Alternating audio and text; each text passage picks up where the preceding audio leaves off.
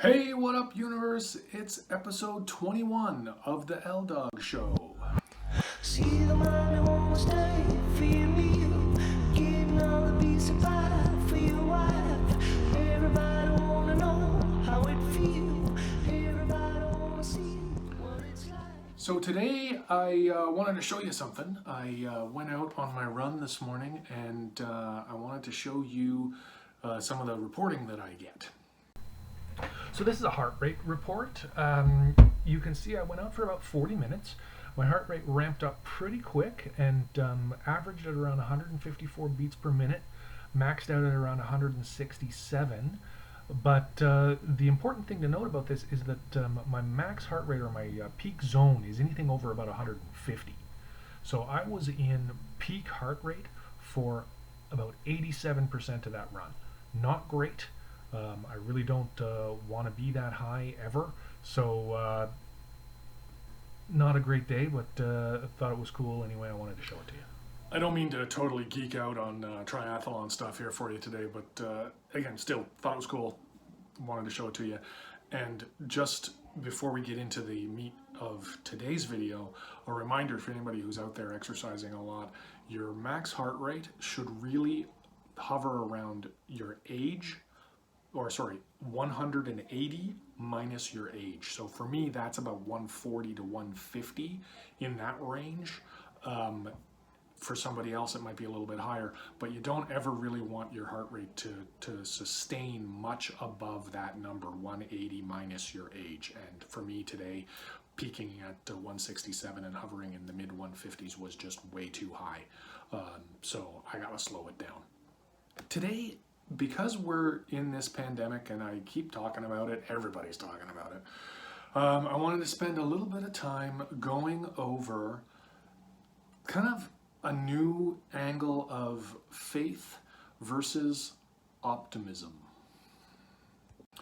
Two words that often, especially in North America, get confused with one another.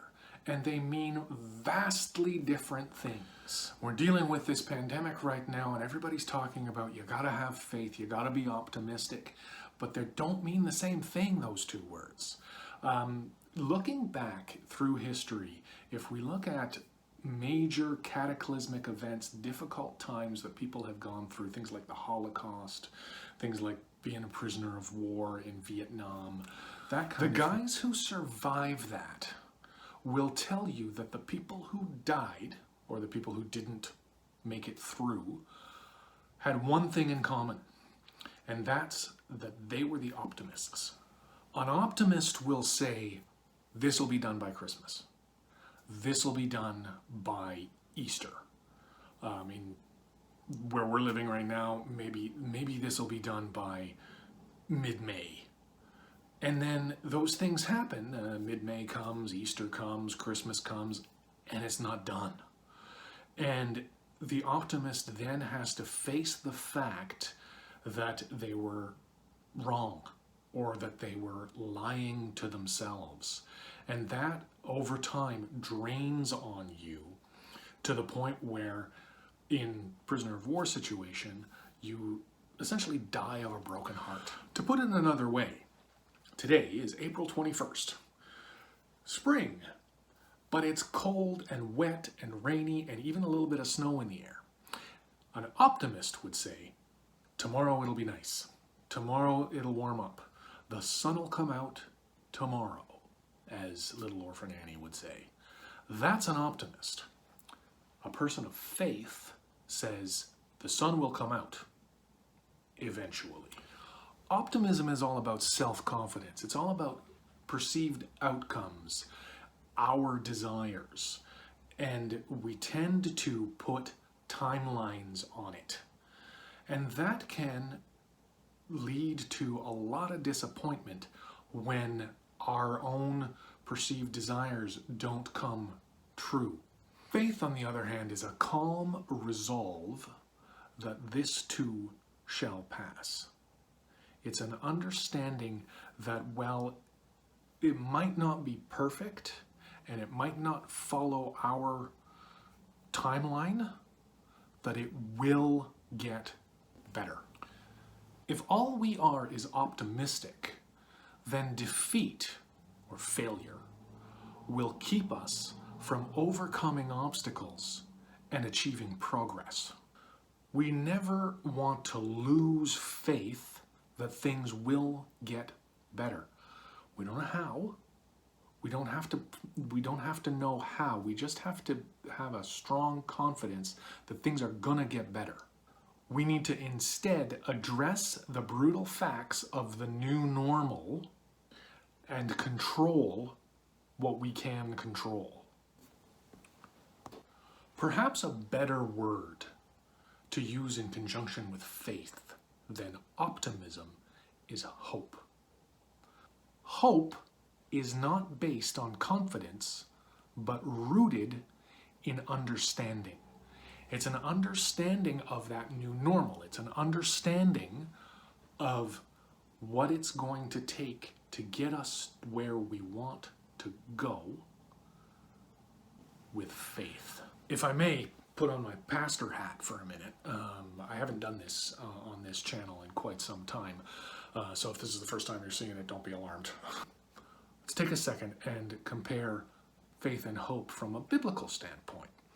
So, in Romans, Paul spends a lot of time talking about weak and strong. And at the end of this passage where he's talking about weak and strong, he gives a really interesting analysis of hope. He says this is Romans chapter 15. He says, "May the God of hope fill you with all joy and peace as you trust in him, so that you may overflow with hope by the power of the Holy Spirit." Now, that uses trust in place of faith, but it's the same point.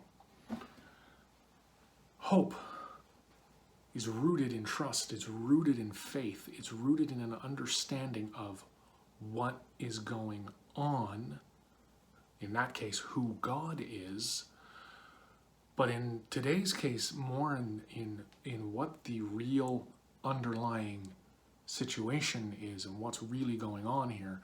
So if we understand hope in context with faith, we can then turn around and say, with confidence, things will get better. This will not last forever. And even though it's going to change, fundamentally the way we live, it's not going to be dark days forever. Not optimism. Optimism says tomorrow it's going to be better. And if tomorrow doesn't get better, then we start to feel like we've been lied to or lying to ourselves. Faith and hope says it's going to get better.